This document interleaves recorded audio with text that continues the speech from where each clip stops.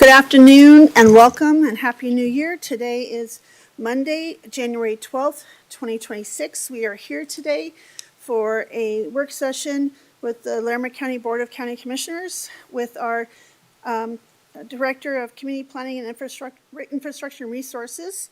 I am Larimer County Commissioner Jody Shai-McNally, Chair of the Board of County Commissioners, joined by my colleagues Commissioner John Cafalas and Commissioner Kristen Stevens.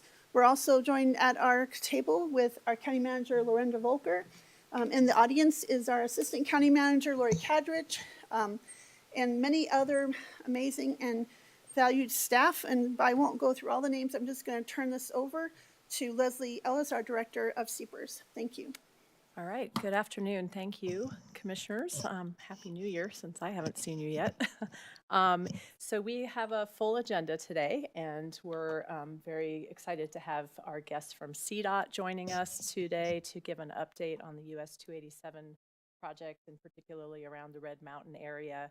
And we are anticipating probably about half an hour for that item, but we'll take the time we need because we don't get to see them very often. So if we need more time for discussion or questions, we'll take that. And then we have Rebecca is doing an update on the community development work plan. And so that item, if we do need to continue it and have further discussion at an upcoming work session, we'll do that too.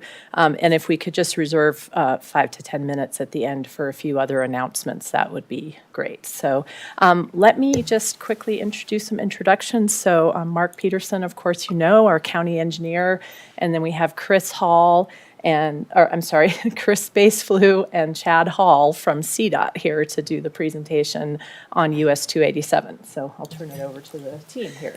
And just for housekeeping, just to ask, since we have a packed agenda and I know you have a really important presentation, would you like us to maybe hold all of our questions to the end so you can get through the presentation and then we ask at the end of your presentation? Would that be helpful? I don't think that'll be necessary. By all means, jump in when you want to. I don't have that many slides, and I'd love for you guys to get the information you need. All right, thank you. Good? Yeah. All right, well, thank you guys so much for having us. My name is Chad Hall. I'm the project manager for this. And then with me is Chris Spaceflew. He's a resident engineer. I'm going to see if I can do this without messing up the microphone. We'll see if it works or not. But okay, so we have not come and presented to you guys since February of last year, and fortunately we are further along in the project than we were back then. I'm going to focus primarily on scope, schedule, budget today, but I did want to first touch on the project purpose and need. This is something I bring up at the beginning of all of our project meetings. The intent is to make sure we're all aiming the same direction. Inevitably, we have funding shortages at the end of our projects, and we have to make tough decisions on scope. And when we do that, we want to make sure we're aiming well with the scope items that are cut. So our purpose and need here is to improve safety on 287 between Ted's Place and the Wyoming border, and importantly, with a focus on reducing severe injuries and fatal accidents. Given those primary goals and the length of time it usually takes us to get through our projects with environmental clearances and right-of-way acquisition and design and everything else, it can be a pretty long process for pre-construction. So we split this project into 2 different construction packages. The first one, I was concerned you guys wouldn't be able to see very well, but it's okay. The dark blue is package 1, and that is imminent. That's Red Mountain Road intersection on the north, and Bonner Springs Ranch Road on the south. And then we do also have a snow closure gate here that we worked with Mark and Rusty to make sure we were putting this in a spot that works for them. But oftentimes Wyoming will close 287 on their side, and the conditions may be okay in Colorado, but there's no place for folks to go. Usually when people are using 287, they get up to Wyoming. If that's closed and they drive 5 or 6 or 10 miles up north, they have to make a U-turn somewhere. That's dangerous and seems unnecessary, so we're happy to get a gate down a little bit further south where people have an opportunity to use Owl Canyon or go back to Fort Collins, whatever's best for them. And then package 2 is reflected by the orange, and that's even harder to see. Sorry about that. Let me see if yeah, okay. Well, I'm just going to describe it. How about that? So construction package 2 here is split into a handful of different components. We do have southbound passing lanes. There's about 3 miles of that. And those are in 2 different segments in red. First one's up here, the other one's down here further toward the south side of the project. And then we have shoulder widening as well. We try to keep those shoulders at a minimum of 6 feet. There's a lot of very substandard shoulders out there, and some of the crashes that I'm sure you guys are keeping an eye on have been going off the road. So to have a little bit of additional shoulder and a rumble strip up there helps drivers know that they're getting off the road a little bit, and makes it a little bit safer for them. So we have about 9 miles, and that's on both northbound and southbound sides, rather than just the southbound like the passing lanes are. And we have this orange, and that is maybe the longest stretch and also the hardest to see there, but that's wildlife fencing. We've got about 20 miles of wildlife fencing total, 11 of it, or 10 on each side, more or less. So that's where that 11 comes from, just kind of reflecting one side. I mentioned the purpose and need of this is serious injuries and fatalities. Wildlife fencing doesn't necessarily contribute to those crashes, but that was a big component of the MPDG grant application that we submitted.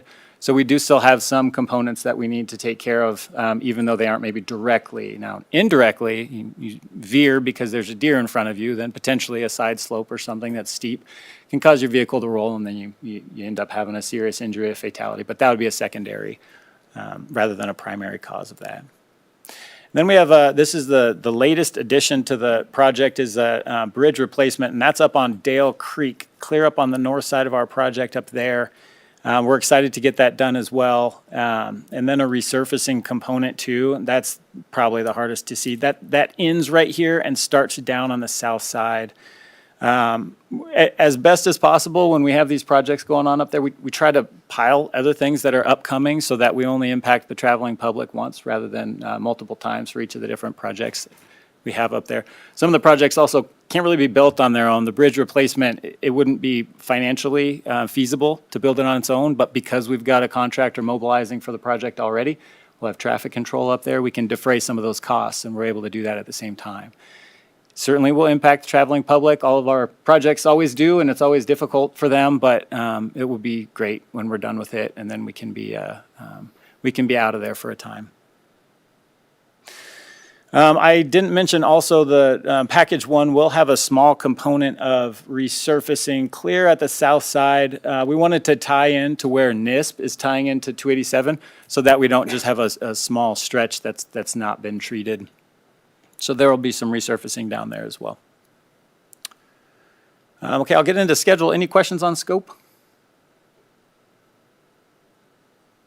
Commissioner Koufalis. Thank you, Madam Chair. Thank you, Chad Hall. And you alluded to this, but I'm wondering if you could expand on the alignment of this work with the scheduled beginning of the construction project to realign 287, which the last time we talked with Northern, that was the end of this year, or the fall of 2026. How do these two projects align? Yeah, so Chris can speak to the NISP project better than I can. I will say there's a possibility that our contractors will hopefully be the same or coordinating together. So the contractor that's going to come out for NISP is going to be able to do very good on mobilization costs and could hopefully put together a very competitive bid.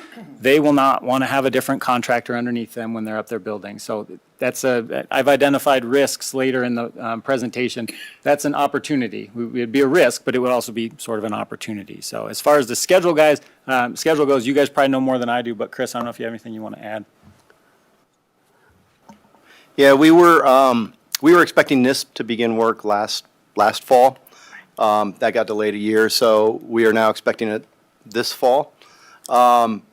I think the work we're doing should be complete by then. I think their work right up front is going to be a lot of blasting, building a fill for a big deep box culvert. So unless something changes, we should be out of that area by the time that NISP starts. But a lot like what Chad said, trying to butt up those two projects so at the end of the day, it looks like one seamless project and it looks new. Thank you, and I think it's an excellent idea to see if there's a way to share contractors and optimize savings and all of the rest. Yeah, yeah, it would be great, and our procurement obviously doesn't allow us to step into that side of things, but, I mean, they're, like Chris mentioned, they're developing a lot of materials with the excavation they have. We're gonna need a lot of materials up here. So from an engineering standpoint, that would be great. That's a cheap source of embankment that we'll need for our slope, shallowing. Commissioner Stevens, did you have a question? Yeah, I'll just, since it's been a little bit since you've come, I can't remember, there are quite a few projects identified on that 287 corridor. Are the projects that you're starting with this package 1 and package 2, were they some of the highest need kind of, or the projects that would, give us the most bang for our buck as far as safety improvements? Yeah, so the projects that we're pursuing as part of Package 1 and Package 2 were from that safety assessment report that we did in 2024. That was the initial scope. And then we looked at that and had the flexibility to be able to look into it in a little bit more detail. So we refined it, but that was the starting point for us. By and large, it remains pretty much the same. Okay. Wildlife stuff is shifted around a little bit because of NISP. They don't know what the wildlife are going to do after they build a reservoir there, which is, I'm learning a lot about this. I hadn't done any wildlife stuff before, so they said, well, let's wait and see what the new patterns are. Because CPW has an idea what the patterns are for the other, for game elsewhere. And so that wildlife we can handle up north, I think that the patterns are going to be the same. Okay, thank you. Chad, you mind if I question. No. add to that? In terms of how we packaged these two projects, we basically looked at what can we get out early and do right away. Package 1, by and large, doesn't have, it has a little bit of right-of-way need, but not much, and no utility relocation is needed. However, the second package is, it's got a lot of right-of-way needs, and it's got that bridge replacement that came in late. So that's kind of a little bit of the thinking behind how we packaged 1 and 2. That makes a lot of sense, thank you. Just, Commissioner. Yeah. Fawcett, you have another hand. I'll be very quick, thank you. Just curious, the map is a little bit tricky to watch or to see. The Dale Creek Bridge replacement, I presume that's north of Virginia Dale. Where is that located? That's correct. It's north of Virginia Dale. There's a county road up there that kind of is like a jug handle up there. And then it's right between the entrance and the exit on that. So that's something we'll need to be mindful of. People who are up, as you say, 43? County Road 43. We'll need to be mindful that folks aren't using that as a detour. Great, thank you. Yeah, Thanks, Madam Chair. certainly. And we're doing, Commissioner Cost, Mark Peterson, County Engineer, we are doing a project to replace the structure on County Road 43 over Dale Creek currently, Great. which is Old State Highway, I believe. Thank you both. Good, thank you. Okay, yeah, certainly. So getting into schedule, I said feel free to interrupt me, but we're going to do some redundant things now because I said that and we covered some of it, which is great. So package 1, we have 30% and 90%. Those are our normal milestone meetings. FIR is the first one and FOR is the second one. We held the 30% meeting for both of these packages in October, held it at the same time. And at that point, we split it up into package 1 and package 2, having a little better understanding of what the project was going to look like. And we have our 90% design meeting, our FOR meeting for package 1 this week. And then we're planning on advertising in April. Chris mentioned before construction 2026 for that, and then 27, 28 for package 2. I want to touch a little bit on, this has been an extremely fast-moving project. We have a wonderful consultant team on board, and we've been really hammering our specialty units inside of CDOT. So I want to give them a little bit of credit here. Just they've done a wonderful job responding to this urgent need that we recognize up on 287. So we have a schedule that's pretty aggressive for package 2, and that's a year off. So package 1, we've been flying, and Chris mentioned why we chose the components we did, in part because there's less right-of-way impact, so we're able to move forward with them more quickly. And then, of course, it worked out well because these are the highest danger, what we've seen in the crash history at those 2 intersections, particularly Red Mountain. Okay, I interrupt myself. Advertisement for package 2, we're planning on this fall.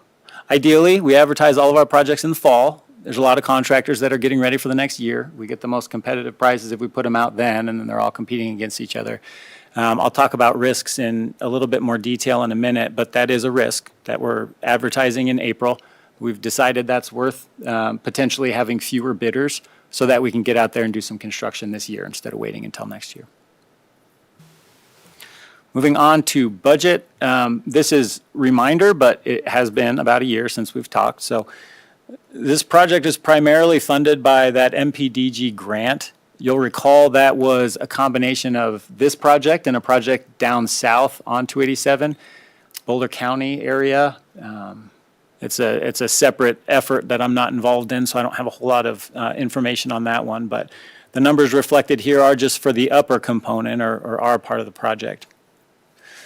We added some dollars, as I mentioned, for resurfacing, bridge funding for that bridge replacement, and then also there's a few structures that we're going to do some minor rehabilitation on just because we're out there right now, so there's some additional funding for that, and then some faster safety dollars that we're going to try to address the guardrail. Anytime we resurface a road, we raise the elevation a little bit, and guardrail is very specific on the height off of the road, so when we do that, usually we need to reset the guardrail, and later requirements for guardrail have been higher anyway because our vehicles are getting taller. So we're going to try to address the guardrail while we're out there. It's very expensive to do that, so I'll try to get as much money as we can, and we'll do the best we can with what we're able to attract funding-wise. And if I might just ask a quick question, I was thinking about this the other day as I was driving down and noticing a lot more guardrails that are crushed or twisted from accidents, and I'm assuming there's a built-in fund for replacement, but that sounds like that could be more expensive in this. And if we're doing this, adding that on top, is that something that is already built into your budget when we have these accidents? But this sounds like this is just to get that up higher. Is that with all these extra little increased safety issues, are you seeing more of that is challenging the budget by having to replace some of these guardrails and safety measures on the road? Right, yeah, so those are two different funding pools. We deal on our side primarily with capital dollars to build the projects, and then we have MLOS money, it was maintenance dollars. Those guys take care of all the replacement when it's out there. So when those guardrails get struck, they're the ones who go out and they use their budget, and they're limited like anybody else, but to my knowledge, it's more a time thing of how long it takes to get out there and get the guardrail replaced than a funding, whether or not they can. I will say up in this area, it's a little bit odd, but I'm sure you all have driven it. There's cable rail on the outside in a lot of these areas.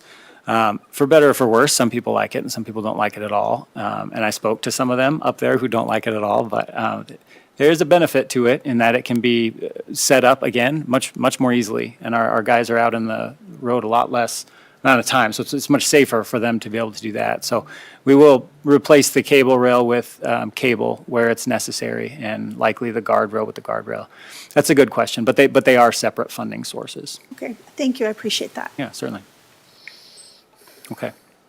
So I mentioned project risks. Let me get into that just a little bit. The first one early on was environmental resources. There's a lot of archaeology in this area. The Overland Trail goes up this direction too, so I really like those things. The historic resources are really cool when they're on someone else's project. I don't like it so much when they're on my project. So we've had to accommodate that up here, which has not been a problem generally, except for the urgency of the project. So that's a thing that we work with these all the time. It just takes time. You have to consult with SHPO, and then you have to consult with the feds even. I mean, there's a lot of people who have their hands in the historic resources, and it's generally something you can mitigate. It's just, okay, now you give them their 30-day review period and then their 30-day review period. And that is can be a problem when you're trying to move a project forward quickly. But we were able to design around the trail actually crosses right next to Red Mountain of all places. So we were able to install some guardrails, shorten up a box culvert just a little bit so that we could avoid that resource, be able to move forward a little bit more quickly. So that risk for CP1 has been largely mitigated.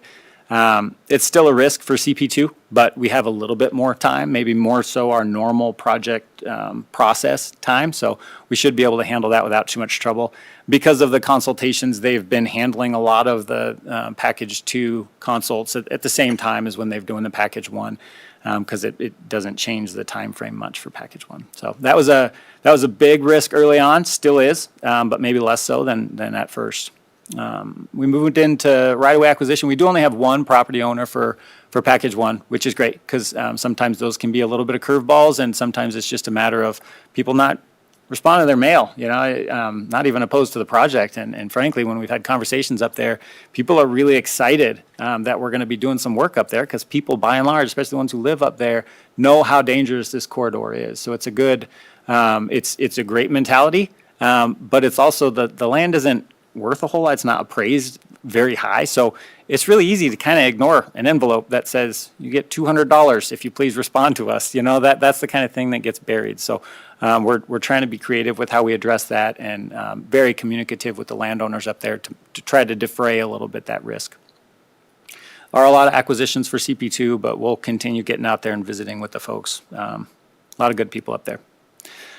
And then I mentioned before contractor interest, because we're advertising in April for package 1.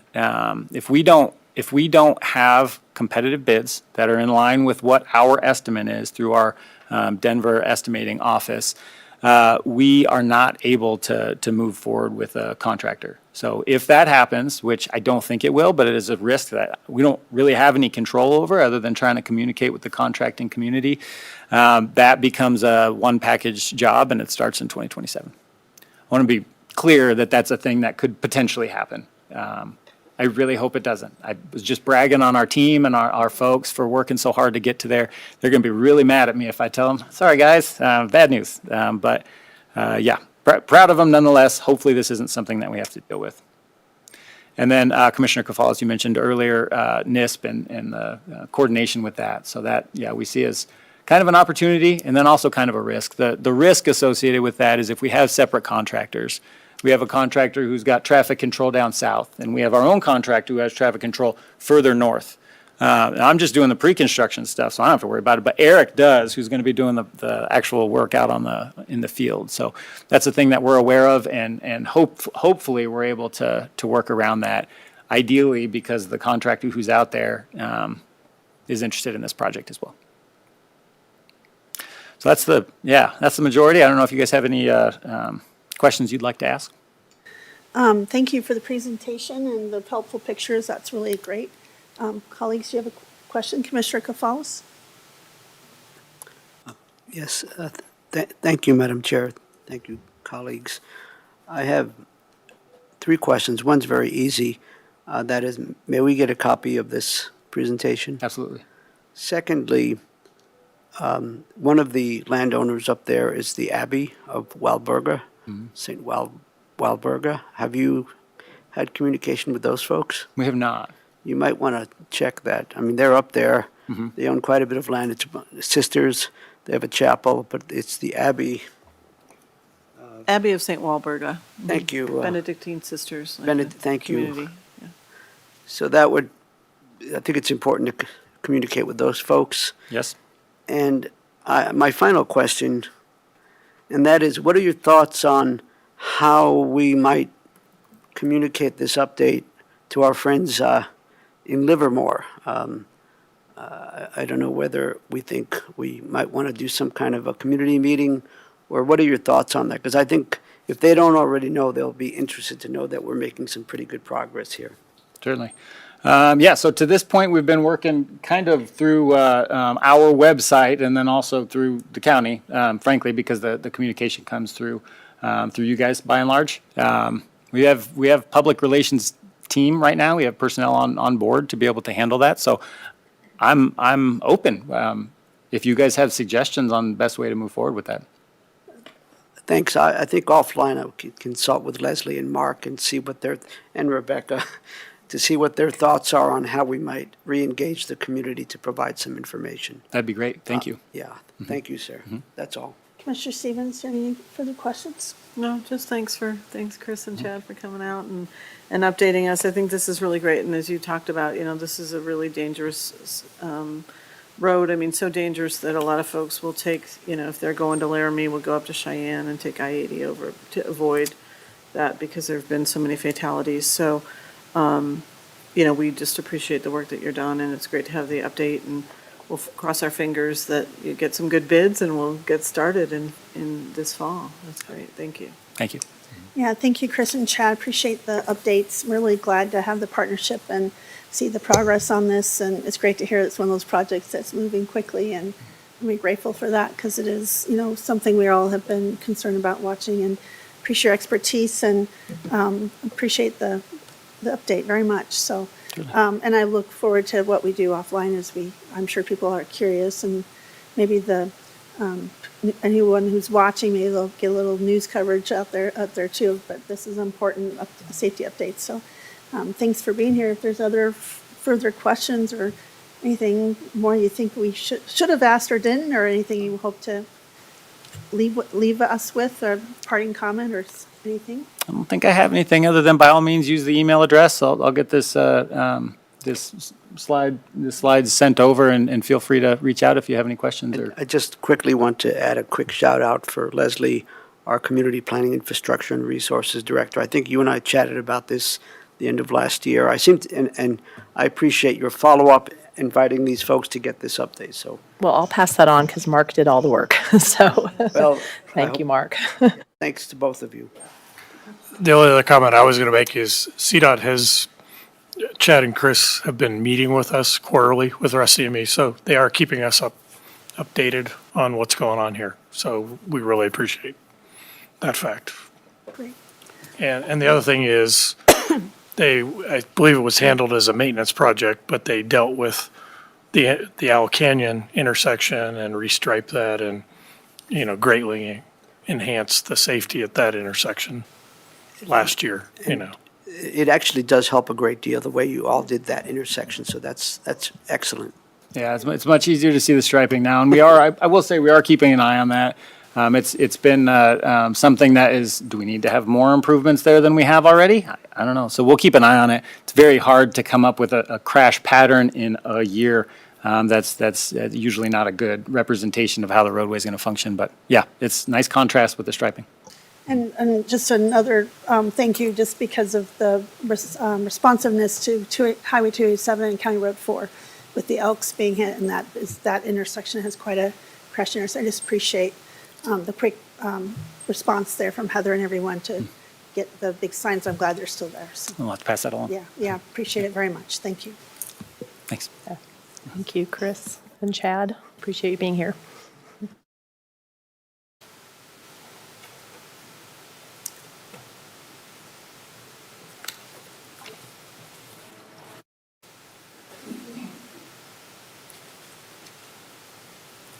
Okay, so we'll shift gears to Rebecca Everett and the Community Development Work Plan, and you should have copies up there on the dais too, and they're also posted with the agenda online for anybody who wants to pull them off the webpage.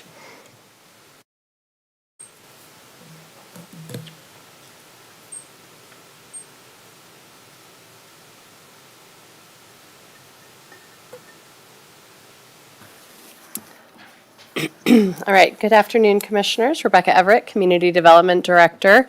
And as we do each year, I'm here to present to you on what our projects and priorities look like for the Community Development Department for 2026.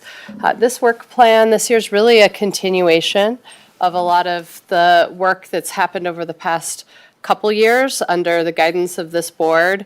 And really reflects what we have heard as priorities or projects that have ongoing momentum, and other projects where there is a sense of urgency to either meet a set deadline or address a need that we have seen arising.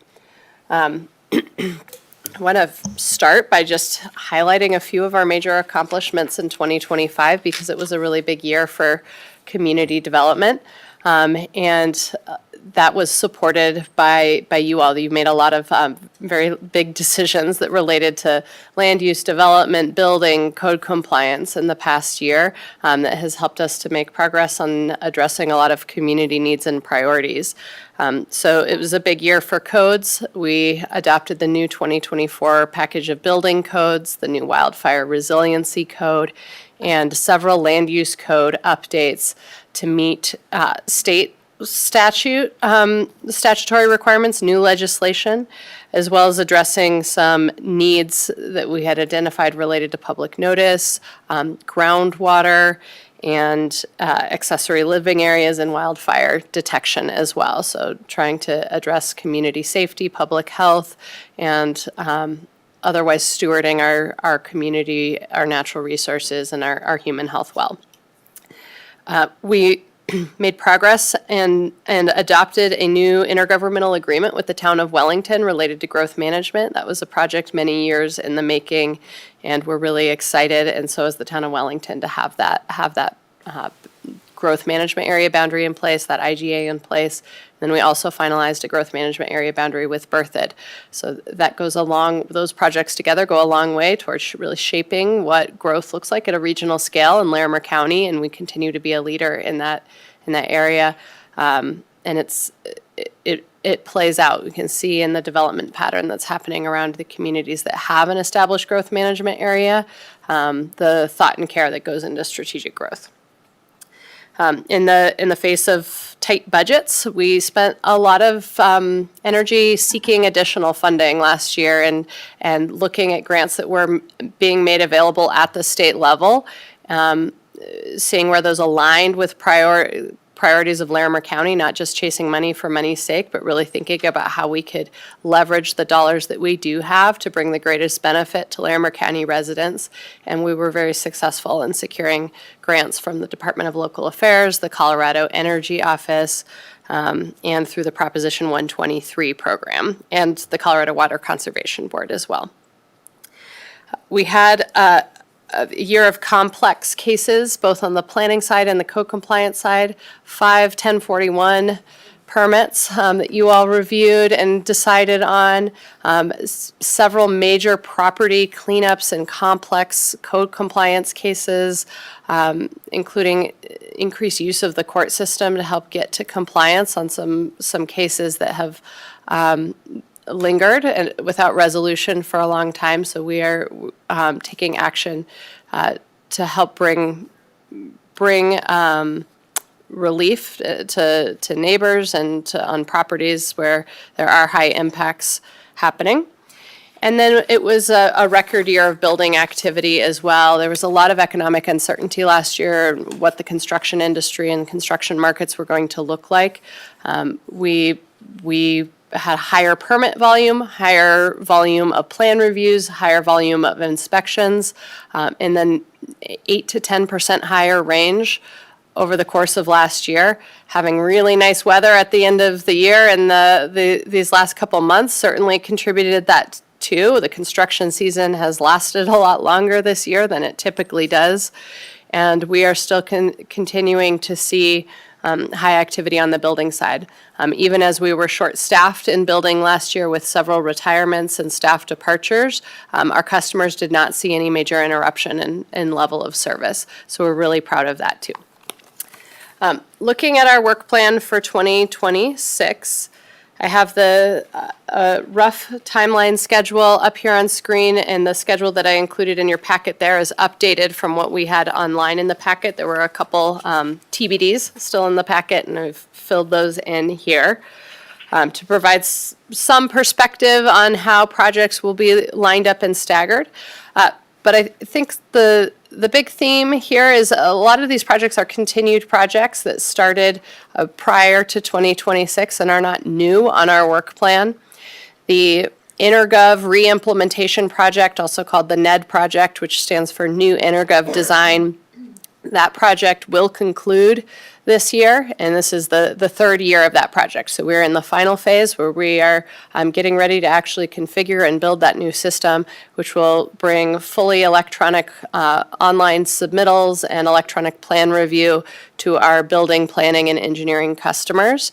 And it is an opportunity to streamline and update many of our processes related to building, planning, development review, and engineering. So there's been a lot of work behind the scenes over the last couple of years. This is the year that we finalize it and start to bring those benefits directly to our customers.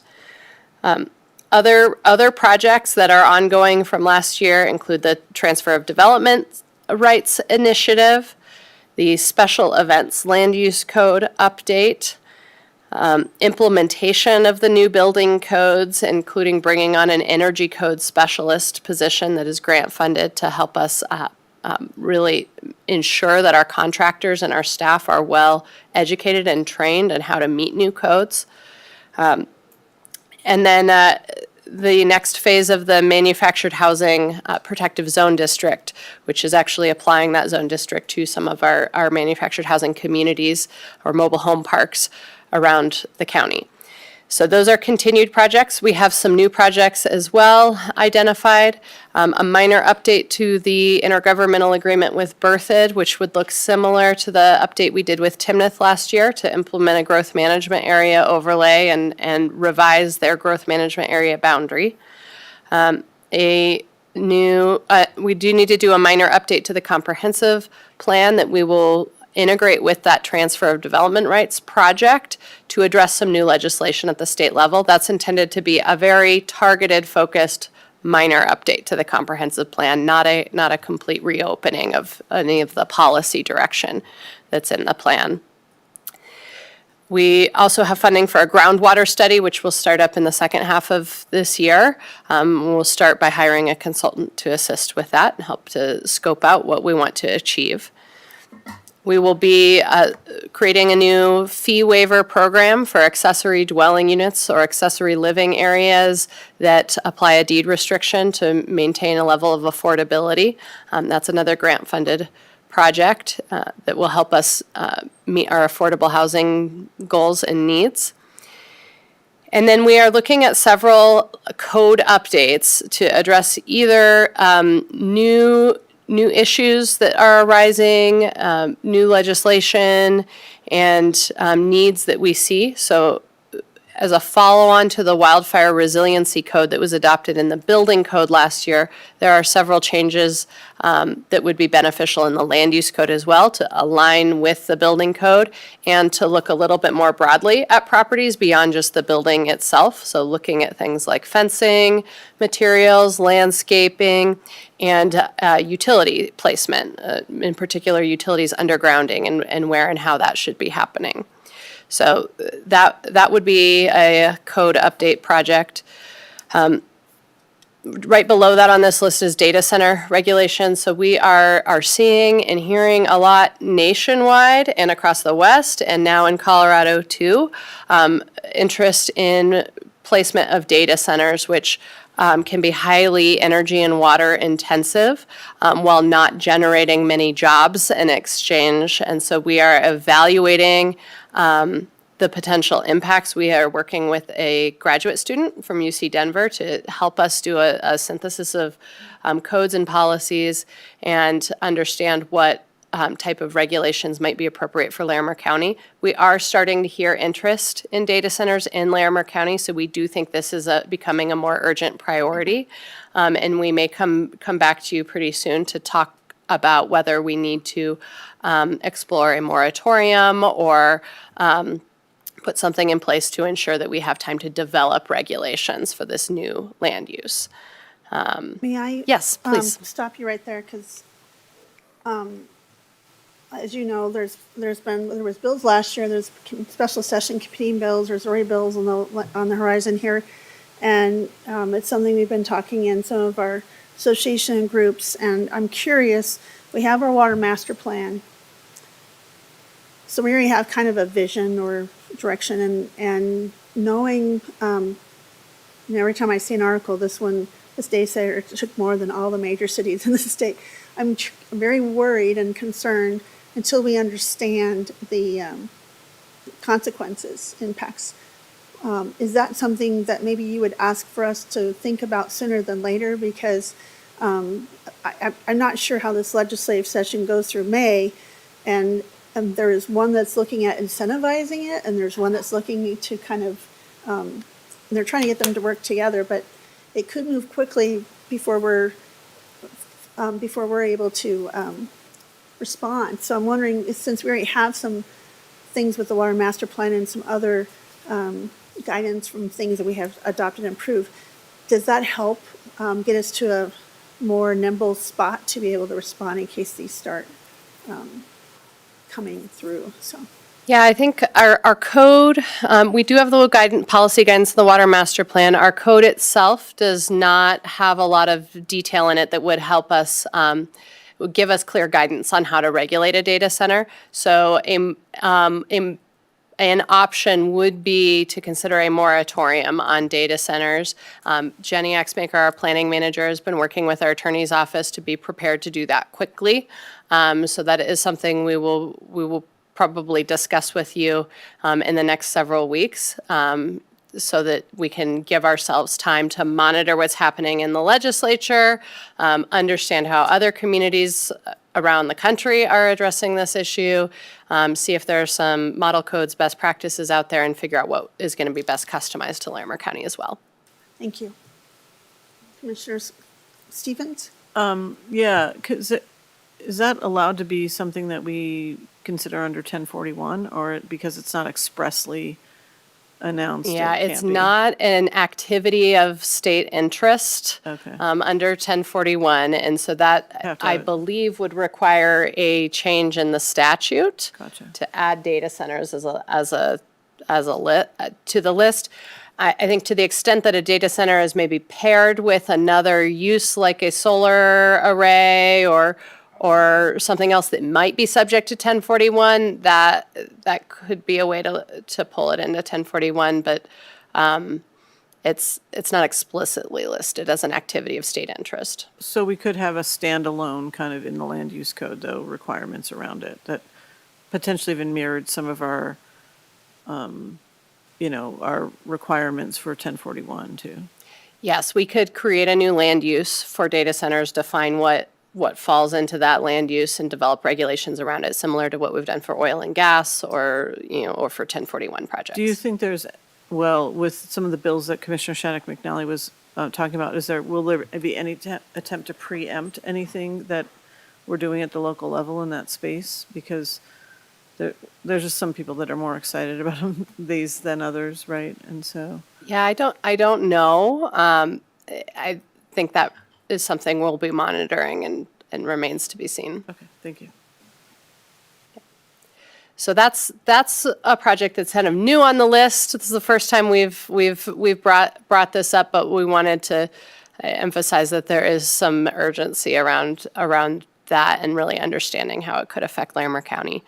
The next one down is wetland protection code updates. This is related to Regulation 87, which is new laws, a new law at the state level. We are monitoring how that's being implemented as well, and we will need to adopt some code to align to the state. And then we are planning our standard packages of more minor errors and omissions or smaller land use code updates a couple times this year. There are several projects that are not listed explicitly on this chart too, that are ongoing, process improvements to our planning processes, succession planning, other projects that are ongoing. One that is not listed here that we could add to this list is our oil and gas program. We are hoping this year to work with the state, the Energy and Carbon Management Commission. I think that's what it stands for. Thank you.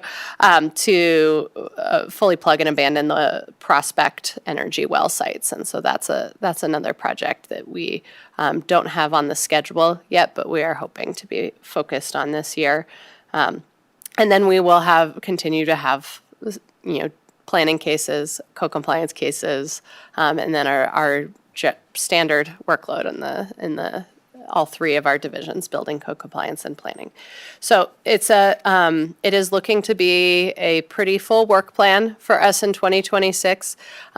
With this set of projects, we don't see that we have additional capacity to take on new projects, but you all, have the discretion to provide us guidance on any projects to shift, pause, or add to this list as needed. So we welcome any feedback that you have, any questions or guidance that you have on any of these items.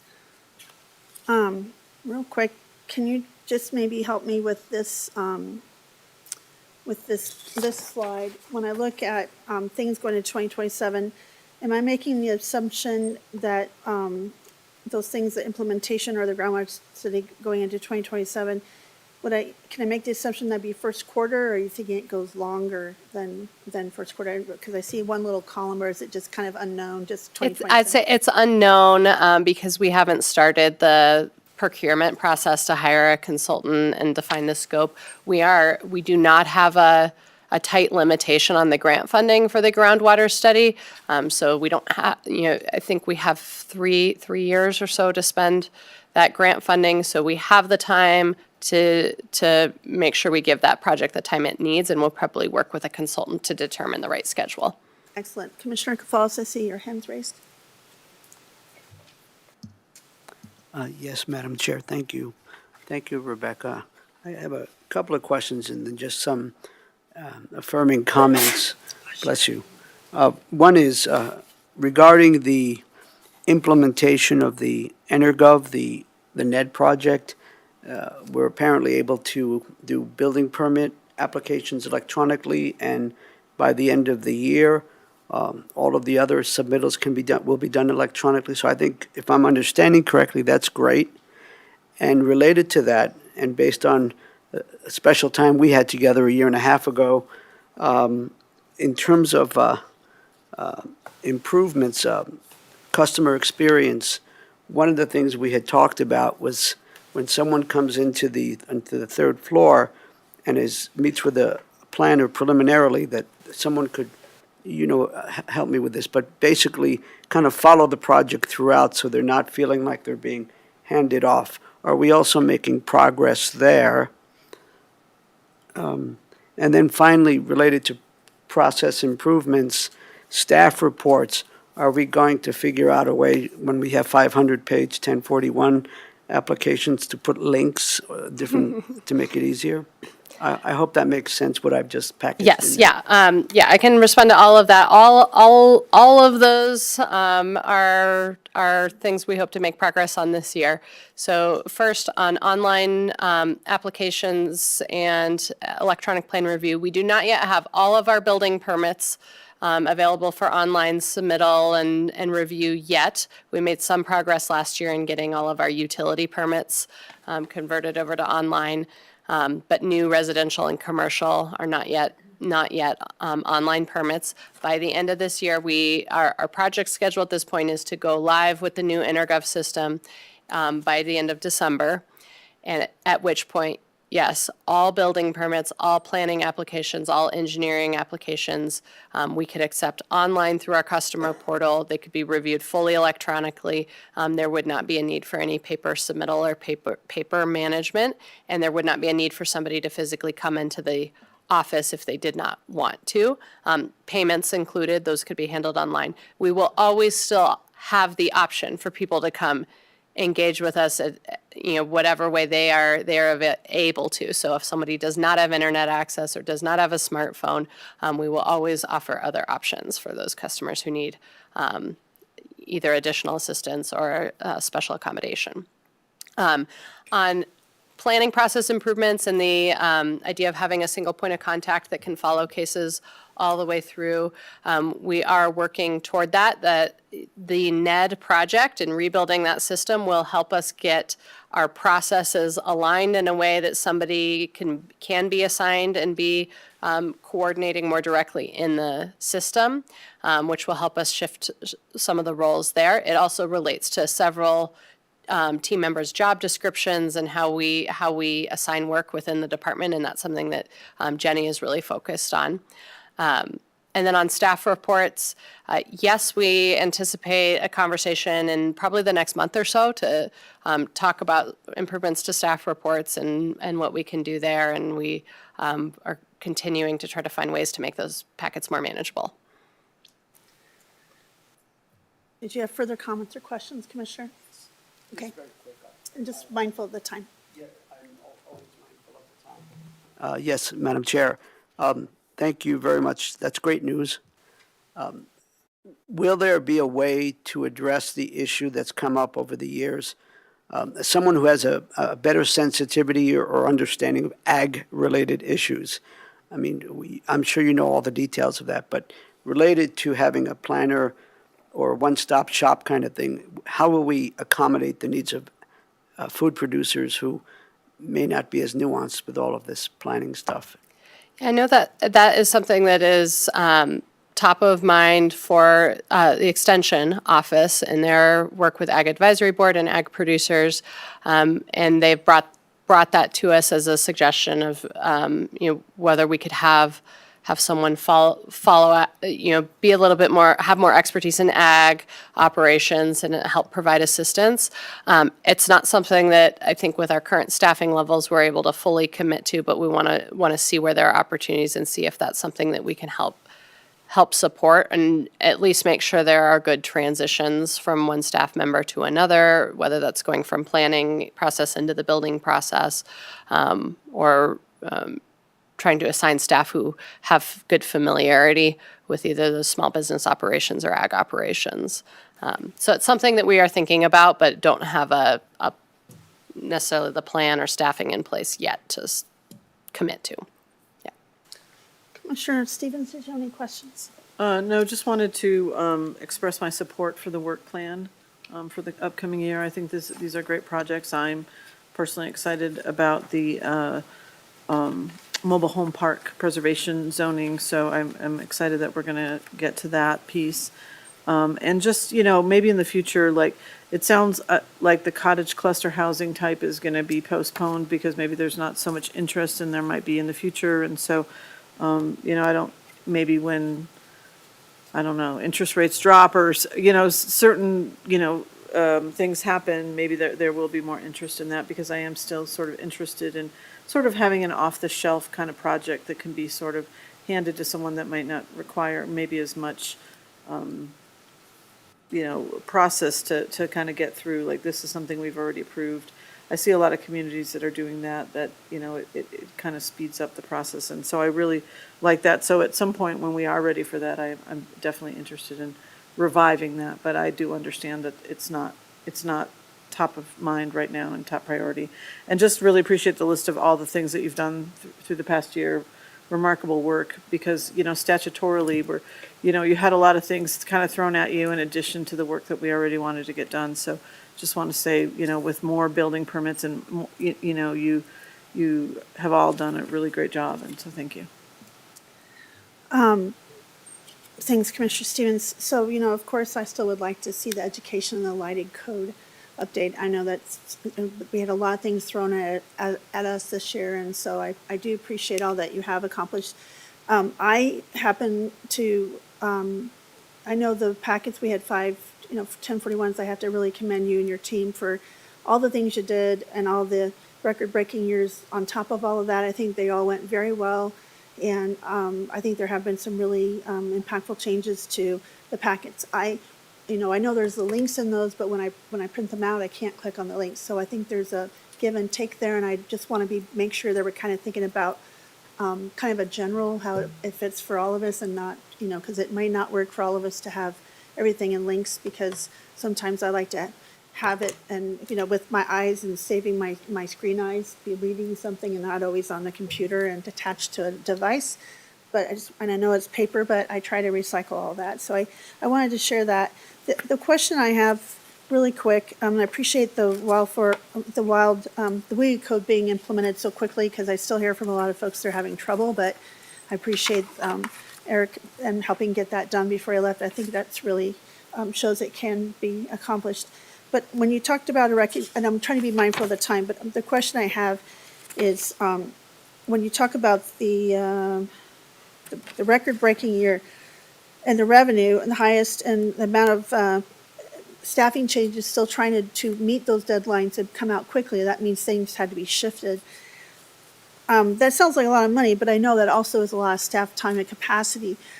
Are our codes and fees and all those things, after you've had this record breaker year of reevaluating to make sure we're kind of in the right spot for not losing funding because we have to move so quickly and have enough that the growth is paying its way, basically?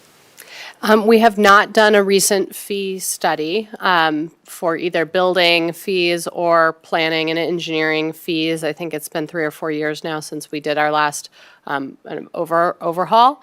I don't have concerns at the moment about our capacity on the building side with the staffing we have to meet the new codes, especially because we're able to get an energy code specialist position to come in and help on that area where our staff probably has the least amount of expertise at the moment.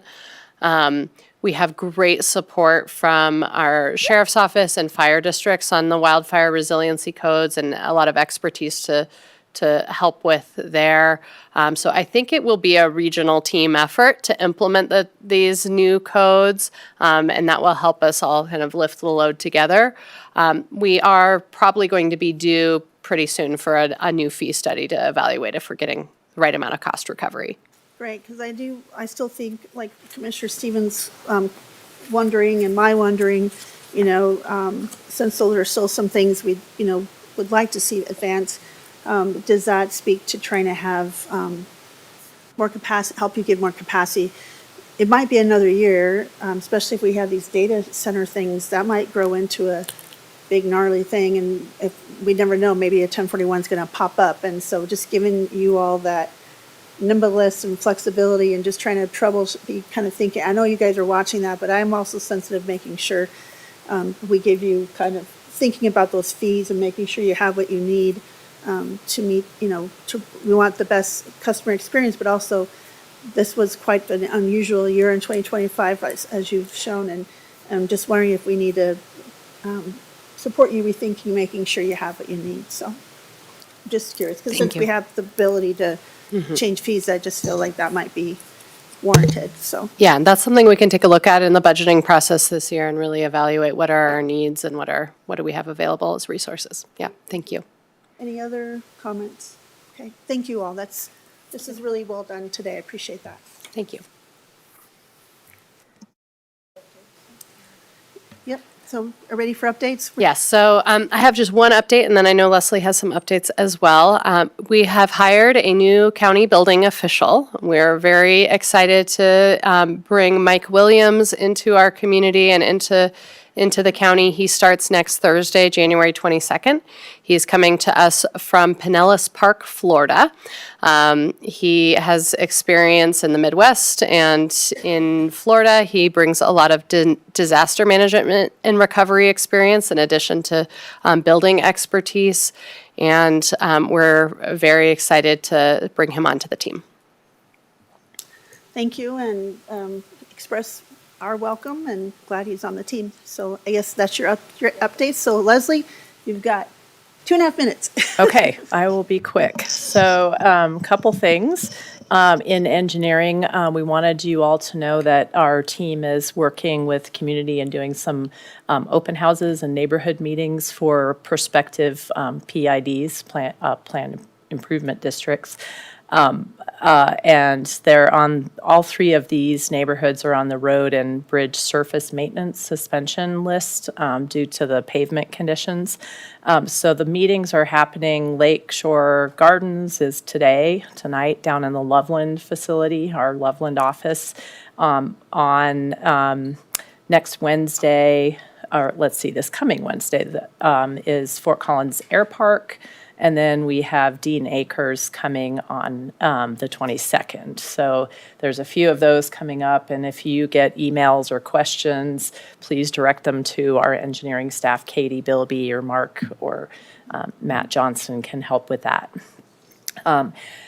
From Road and Bridge, Todd just wanted you to know he's sending a routine contract forward, and you'll see this on admin matters on consent on the 20th. And this is an agreement between the county and the Forest Service. It's authorizing Larimer County to perform emergency repairs to Forest Service roads that are included in a certain schedule, and to reimburse us for the cost of those emergency repairs. It doesn't require us to perform any work, and it caps the work. And it's just a matter of allowing the Forest Service to request that assistance from us. So we just wanted you to know what that was all about in case you had questions. And then solid waste, it's going to be a big year with the new facilities, and so we're starting to work on ramping up our communication with both you and the public and outside. So we'll start scheduling more discussions over the coming months at these work sessions, and then sharing information with our partners too, municipal partners and others, about just what to expect and what's coming. There's a lot happening with remediation, and then there's a lot of potential new programs too around the diversion side that we're really excited about. So more to come on that, but it's going to be a big year for solid waste. The ranch master plan is also scheduled for land use hearing on the 26th, and I do have, and I can share hard copies with you if you're interested in having that a little bit in advance so you can read through it. Of course, you've seen it. Connor came and spoke with you a couple weeks ago and shared the draft plan, and then you all had an opportunity to give some comments and feedback. And so the version that we'll send with the packet for that hearing reflects those comments and those changes. So let me know if you'd like hard copies a little bit early so you can take a look through that. And then very quickly, and I'll bring back more information on this too, but we have another new hire that I'm very excited to announce as well in engineering. And of course, Mark Peterson was here earlier. He is retiring in March, and so we'll celebrate his 28 years of service to Larimer County at that time. Nicole Hahn is our new county engineer who will start on February 5th, and she comes to us from Loveland and has been in Fort Collins and been at CDOT, so she knows her way around the region very well, has worked a lot with the MPO, and so we're excited to have her come on board and work with us all. So, and we'll bring her in February when she starts and have her introduce herself, and you can have a chance to get to know her a little bit then. That's it. Thank you. Thank you. Well, we're out of time, but any burning desire questions? Brenda, anything? No? Well, thank you for a very informative and packed agenda, and appreciate all the updates. Thank you very much. And I guess you probably got your direction you needed today. Okay, awesome. Thank you all. At 2:32, we are adjourned.